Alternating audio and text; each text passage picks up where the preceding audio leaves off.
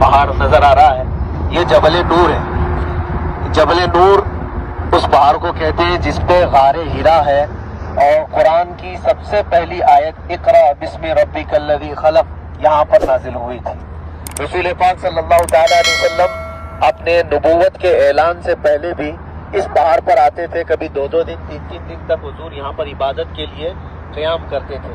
غار ہے اس میں، اور ایک رات ایسا ہوا کہ حضرت جبرائیل امین علیہ السلام آئے اللہ کی طرف سے قرآن کی آیت لے کر، اور حضور سے کہا اقرأ پڑھو۔ حضور نے فرمایا ما انا بقاری، میں نہیں پڑھنے والا۔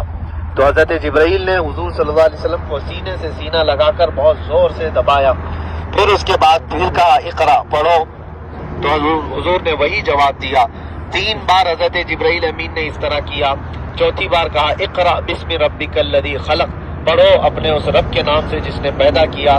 تو اللہ کے رسول صلی اللہ علیہ وسلم نے پڑھنا شروع فرمایا۔ تو قرآن کی سب سے پہلی آیت وہاں پر نازل ہوئی ہے۔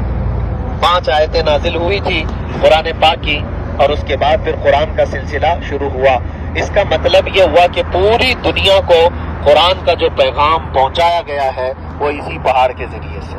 یہ جبل نور ہے، اس کو نور کا پہاڑ کہا جاتا ہے، اس لیے کہ رسول پاک صلی اللہ علیہ وسلم اس پہ عبادت کرتے تھے اور قرآن کی آیتیں اس پہ اتری۔ تو جس پہاڑ کے اوپر قرآن کی آیتیں اتری اس کو نور کا پہاڑ یہ لوگ کہتے ہیں۔ تو جس کے دل پر اتری وہ نور علی نور کیوں نہیں ہو سکتا؟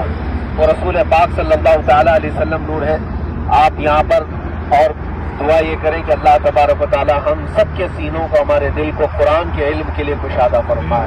مولا کریم ہم سب کو قرآن کے علم اور حکمت اور اس کے فہم کی توفیق عطا فرمائے، اور قرآن کو ہماری شفاعت کا ذریعہ بنائے، دنیا میں اس سے نفع اور ہدایت عطا فرمائے، اور قیامت کے دن مولا ہمارا شفیع و مددگار بنائے، اور اللہ کریم ہم سب کو بار بار مکہ اور مدینہ طیبہ کی حاضریاں نصیب فرمائے۔ صلی اللہ تعالیٰ علی خیر خلقہ محمد وآلہ وصحبہ اجمعین برحمتک یا ارحم الراحمین۔